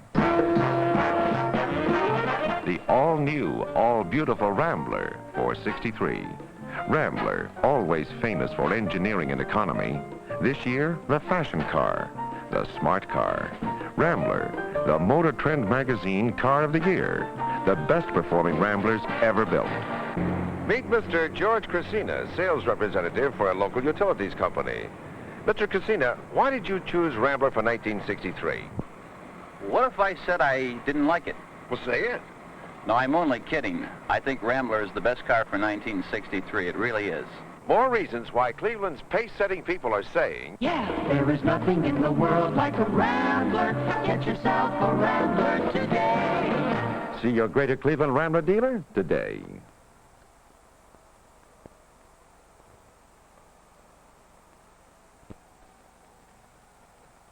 This is the city. These are the people. This is the car. The all-new, all-beautiful Rambler 463. Rambler, always famous for engineering and economy. This year, the fashion car, the smart car. Rambler, the Motor Trend magazine car of the year. The best performing Ramblers ever built. Let's meet Bud Schroeder, who just bought an entire fleet of Ramblers for his Cleveland driving school. How come, Mr. Schroeder? Ray, we needed economical, low maintenance, easy to handle cars. Rambler? Rambler. Yeah, there is nothing in the world like a Rambler. Get yourself a Rambler today. See your Greater Cleveland Rambler dealer today.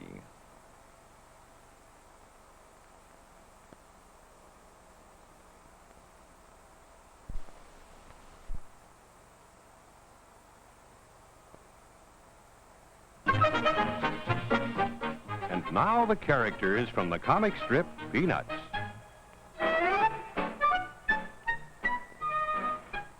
I think he's trying to tell us something.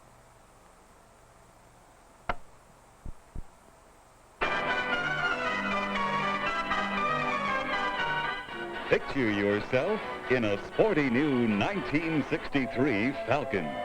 The all-time economy champ is loaded with fun. There's plenty of style, too, in this sleek Thunderbird roofline. But fun is not all that's new. This optional 4-speed floor shift is linked to an all-new, brand-new V8 engine. When passing, you have a whole new world of confidence. You can't help but smile with the extra measure of safety that is yours when your toe touches the pedal. And now you can get this optional 260 V8 in Falcon hardtops, wagons, sedans, and convertibles. See one of these 16 new Falcons at your Ford dealers now.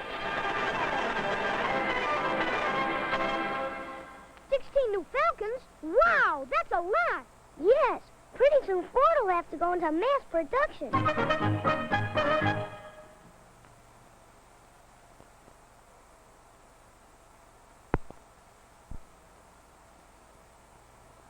Mr. Franklin, sir, do you think that eventually it will be possible to guarantee the cost of home heating to all homeowners? No, because some people will persist in using old-fashioned and less efficient forms of home heating. However, if their homes are heated electrically by Duquesne Light Company, then the cost can and will be guaranteed. Yes, if you're a homeowner in the Pittsburgh area, you can know in advance the cost of heating your home electrically, and that cost can be guaranteed. Just call your electric home heating dealer, recommended by Duquesne Light. He will be glad to make an accurate estimate of your annual heating cost. This estimate will be reviewed by Duquesne Light and guaranteed by the dealer. Install clean, modern electric heat in every room. Know in advance the moderate cost of having its quiet, comfortable warmth. For free information, just call Duquesne Light at 471-4300 or toll-free Zenith 0707 or drop a line to Duquesne Light.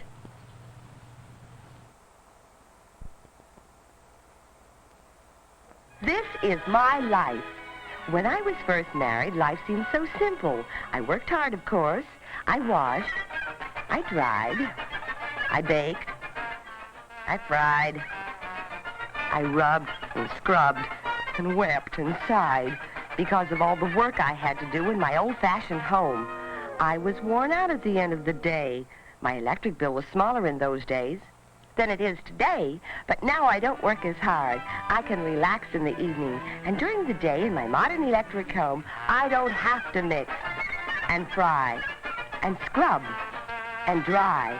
So that's why my electric bills seem a little higher than they did years ago. Actually, the average price of residential electric service is lower. For Duquesne Light customers, it's approximately 13% lower than it was 10 years ago. And nowadays, electricity does most of the chores around my home.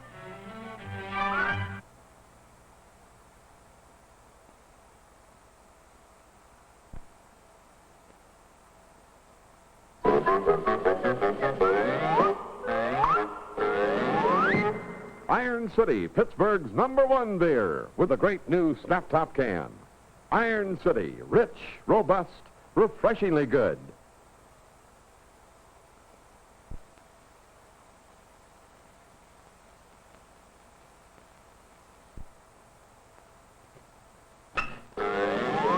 Iron City, the rich, robust beer in the new snap-top can. Just lift the tab, roll off, and pour all the real beer goodness of Iron City in the new snap-top can. For real beer flavor, get Iron City.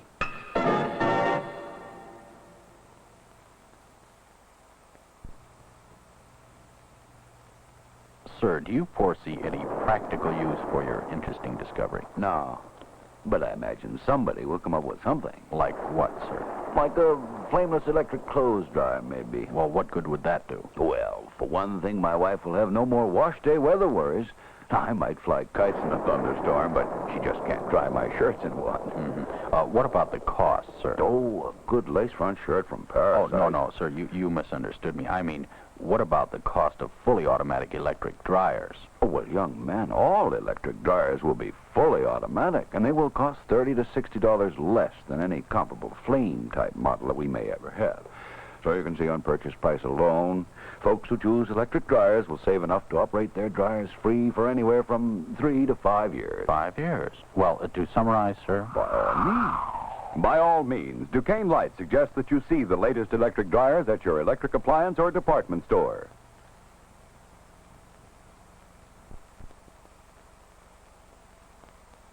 This is a flameless electric range. It's modern and so nice.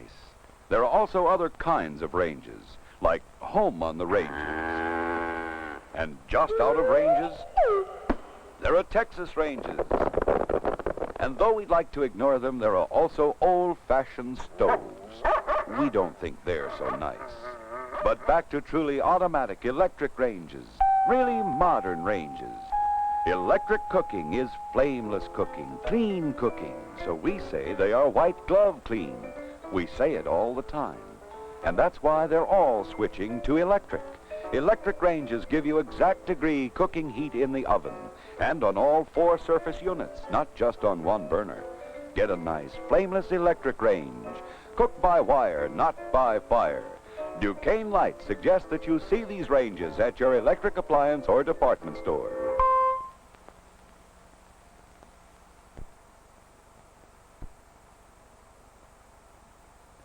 Hi, Ray Morgan for Watkins. You know, few things are more important to a teenager than her own room and furniture.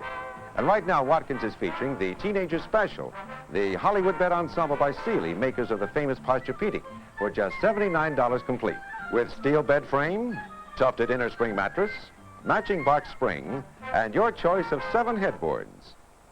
Now, let's add a teenager. And some handsome Watkins furniture. This is the Sealy Ensemble with a white and antique gold French provincial headboard. And here is the early American spindleback style. Perhaps your taste runs to Danish modern. And this is the gold-accented washable plastic headboard. So bring your teenager in and let her decide for herself. Where should you come? Watkins, Watkins, Watkins Furniture Stores.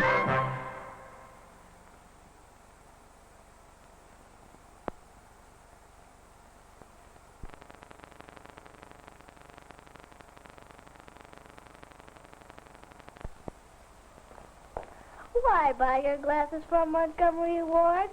Why? Because no matter how you break them, Ward's glasses are guaranteed for 1 full year. Yes, if you break your glasses within 1 year of the day you buy them, your Montgomery Ward Family Optical Center will replace them absolutely free. Why buy your glasses from Montgomery Ward? Because Ward's has hundreds of frames and expert opticians to help you choose frames that make you look as good as you feel. Ward's values are famous, and at Ward's you just say, Charge it. Ward's is open evenings, no appointment necessary, plenty of free parking. Look as good as you feel in glasses you can afford from the Family Optical Optical Center of Montgomery Ward.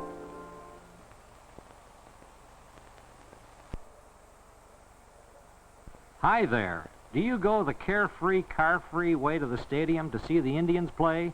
Ride the CTS baseball specials. It's only 50 cents for a relaxed round-trip ride from your own neighborhood right to the stadium gate. And you ride home again in your own reserved seat. No parking problems, no traffic strain. You ride in a club coach with baseball fans. When you ride the CTS baseball specials, call Maine 19500 for information about CTS baseball specials.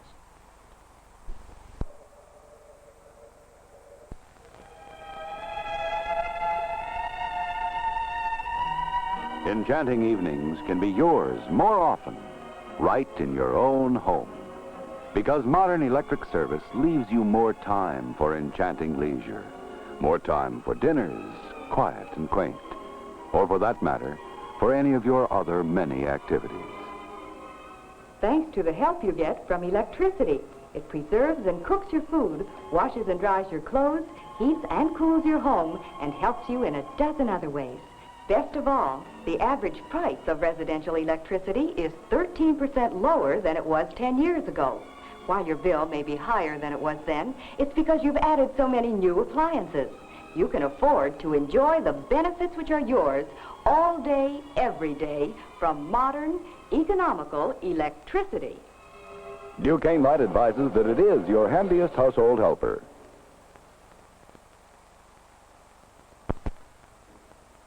Why buy your glasses from Montgomery Ward?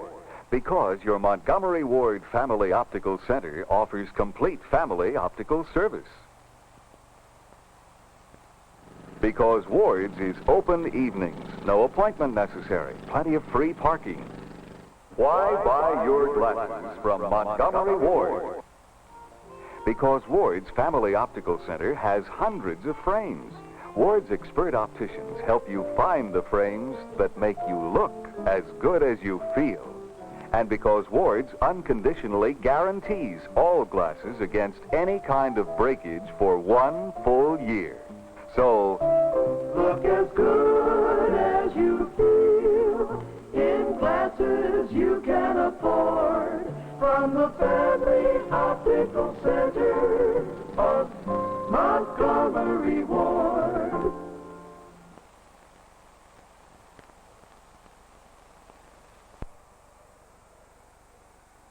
See you at Grandview. 9 races nightly, post time 8:30, Route 43, Aurora and Pettibone Roads next to Geauga Lake.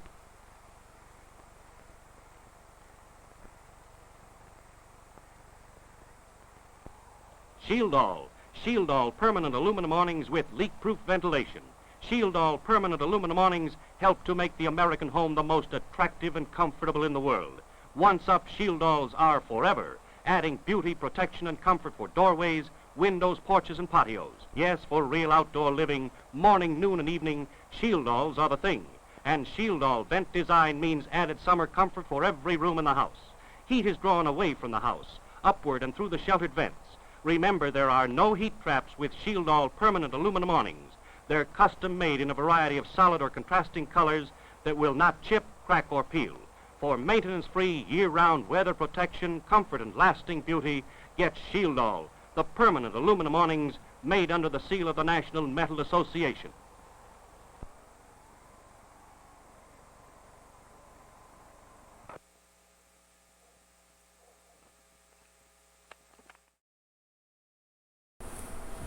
So that was a long commercial compilation reel.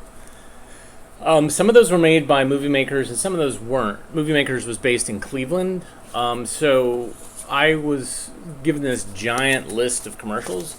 And so some of the ones show up, like the Ring tab, the Cedar Point, some of the other ones. But not the Peanuts one. I'm really interested in that Peanuts one. It is definitely early in Peanuts. Supposedly there was a Michigan company that did a Peanuts ad very early on, but I want to do some research and see where that falls. But thanks so much, guys, for tuning in. It was completely by coincidence that I showed a bunch of films that were all based in Northern Ohio, at least with the Shoplifter. The other films, the Movie Makers films, those were from Cleveland. I know that. But the Shoplifter one in Mansfield was a coincidence. I had that one lined up to show for a while, and finally was like, well, you know what, I should show this. Maybe subconsciously thinking, like, Ohio. I was not a Cedar Point person. I was a Kings Island person because I grew up near Dayton, and so we would go to Cincinnati. And Dayton had some other little tiny amusement parks that I would go to. But thanks again, everybody, for tuning in. If you are looking to order an AV Geeks shirt and you're ordering sizes more than 2X, please order today, because I'm going to put in an order for the extra sizes. Everything else is pretty much covered, but those I have to special order. So you can go to Buy Me a Coffee, and if you order more than $25 worth of coffee for AV Geeks, which we desperately need, then email us in the notes, email us the size and the address. This is for Jason, whose birthday was a couple of days ago, but he sent me an email, and somehow, I don't know if he knew, he mentioned It's Potty Time, which is, before I started collecting films, I was a tape trader, and I actually had a copy of It's Potty Time that I would show to friends all the time. It was actually made in North Carolina by Duke, but I think it was filmed in Charlotte. Anyways, I just want to say this to Jason, that I am a super duper pooper. I can potty with the best. No more diapers to stand in my way. They are very impressed. That's a cryptic message, I'm sure, but if you look up Super Duper Pooper on YouTube, you will see an extremely catchy song, of which I kind of know the words to. I had to kind of write down them so I would get it right, but it's in there, along with Ta Ra Ra Boom Da.